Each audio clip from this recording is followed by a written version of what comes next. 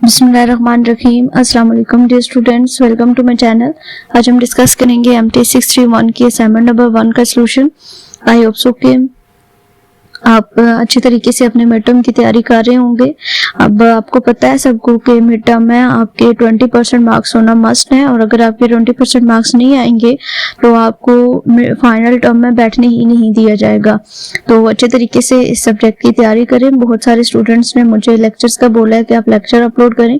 Actually ये जो subject है इसके लेक्चर्स अपलोड करने के लिए मेरे पास टूल्स नहीं है, क्योंकि इसके जो हैंड आउट्स हैं उनमें इतनी डिटेल से एग्जांपल्स वगैरह सॉल्व नहीं हुई हुई। तो मैं आप सबको रिकमेंड करूंगी कि आप लोग वीडियो के जो लेक्चर्स हैं आपके LMS पे हैं, यूट्यूब पे हैं, आप वही लेक्चर लें। शॉर्ट लेक्चर्स का इस सब्जेक्ट के लिए फायदा नहीं है, क्योंकि सर जो है वो साथ साथ आप लोगों को हर एग्जांपल में जो डिटेल्स होती हैं वो लिख के साथ साथ बता रहे होते हैं। तो मैं इंशाल्लाह कोशिश करूंगी कि जो इम्पोर्टेंट चीजें होंगी वो मैं आप लोगों को हाईलाइट करके मैं इंशाल्लाह आपको एक लेक्चर में सारी बातें बता दूंगी, समझा दूंगी। लेकिन मैं डिटेल से इसके लेक्चर अपलोड नहीं कर पाऊंगी, क्योंकि इसके लिए हमें टैबलेट चाहिए या फिर कुछ इस तरह का कि मैं साथ साथ आपको लिख के बता सकूं हैंडआउट्स पे, तो वो फिलहाल के लिए पॉसिबल नहीं है। तो आई होप सो कि आप सब समझ गए होंगे। तो वीडियो के लेक्चर्स लें, अगर एक दफा नहीं समझ आती तो दोबारा लें, लेकिन लें वही लेक्चर, ताकि आपको जो एक्स्ट्रा चीजें हैं जो एग्जांपल में हैंडआउट्स पे नहीं लिखी हुई है, क्योंकि बहुत शार्ट स्टेप्स हुए हैं, तो आप लोग जो है वो लाजमी तौर पर जो है वो वीडियो के लेक्चर्स ही लें, और जो एक्स्ट्रा चीजें आपको साथ साथ सर बता रहे होते हैं उनको आप हाईलाइट करते जाइए और साथ साथ लिखते जाइए, और जो थ्योरम्स हैं उनकी स्टेटमेंट्स अच्छे तरीके से कर लें, और जो शॉर्ट थ्योरम है उनकी प्रूफ भी करें, क्योंकि ये जो सब्जेक्ट है इसमें यही थ्योरम्स वगैरह ही आते हैं, और जो एग्जाम्पल सर करवाते हैं, जो एक्स्ट्रा एग्जाम्पल्स होती है लाजमी तौर पर उनको किया करें।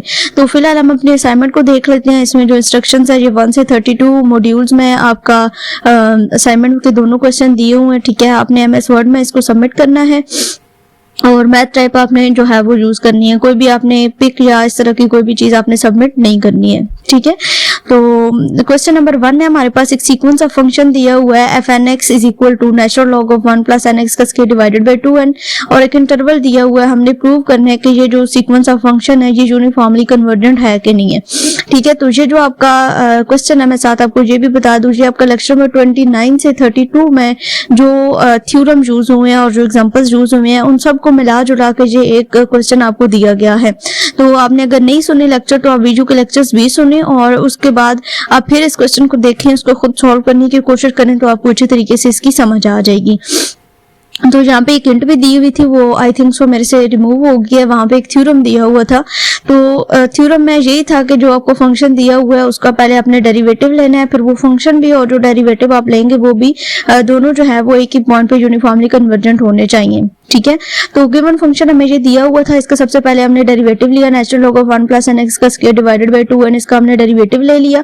डेरिवेटिव लेने के बाद जो है वो हमारे पास यहाँ से ये जो 2n है, जिस 2n से कैंसिल आउट हो जाएगा, तो हमारे पास जो डेरिवेटिव आएगा fn, यानी कि सिंबल हमारे पास था ना fnx था, तो हमने जब डेरिवेटिव लिया तो इसके ऊपर ये एक डैश आ जाएगी। इसका मतलब होता है कि हमने डेरिवेटिव लिया। ठीक है, is equal to x divided by 1 plus nx का स्क्वायर। व्हेन अब जो है वो हमने क्या किया कि यहाँ पे हमने वैल्यूज पुट की हैं। यहाँ पे बाय मिस्टेक मेरे से हो गया है when x is equal to 1, ये जो पॉइंट है ये यहाँ पे आपका नहीं आएगा। ठीक है, इसको मैं अभी से रिमूव कर देती हूँ ताकि आप लोगों को फिर कोई परेशानी ना हो क्वेश्चन को सॉल्व करते हुए। ठीक है, तो लिमिट आपने अप्लाई फिर कर लेनी है। लिमिट अप्लाई करने के बाद आपने यहाँ से एक आपके पास एक वैल्यू निकल आएगी, limit n approaches to infinity fn x, यानी कि जो डेरिवेटिव लिया है उसके ऊपर हमने n अप्रोचेस टू इन्फिनिटी की लिमिट अप्लाई करनी है, तो वो आपके पास 0 आ जाएगा। अब 0 आने का मतलब ये है कि ये जो आपका फंक्शन है, जब आपने इसके ऊपर लिमिट अप्लाई की है तो ये आपका यूनिफॉर्मली कन्वर्जेंट फंक्शन आया है। तो लिमिट fnx ये जो हमारे पास होता है ना, इसको हम simple f dash of x भी लिख सकते हैं, और इसका आंसर हमने देखा है कि ये क्या है, हमारे पास 0 के इक्वल है। उसके बाद हमारे पास एक थ्योरम होता है कन्वर्जेंस को प्रूव करने के लिए, यूनिफॉर्म कन्वर्जन को प्रूव करने के लिए, कि हम लिमिट अप्लाई करते हैं f डैश ऑफ nx के ऊपर भी और fx के ऊपर भी। ठीक है, ये जो f डैश ऑफ nx, जब हमने इसमें n approaches to infinity limit put करने के बाद हमारे पास जो वैल्यू आई है वो 0 आई थी, तो उसको हमने f डैश ऑफ x कह दिया था। ठीक है, यहाँ पे भी आप कैपिटल F कर लीजिएगा, सही है। उसके बाद हमने क्या किया कि यहाँ पे जो हमने डेरिवेटिव लिया और जो हमारे पास फंक्शन आया था वो ये आया ना, x divided by 1 plus nx का स्क्वायर और माइनस ये f डैश ऑफ x हमारे पास 0 हो गया, तो ये हमने यहाँ पे 0 लिख दिया।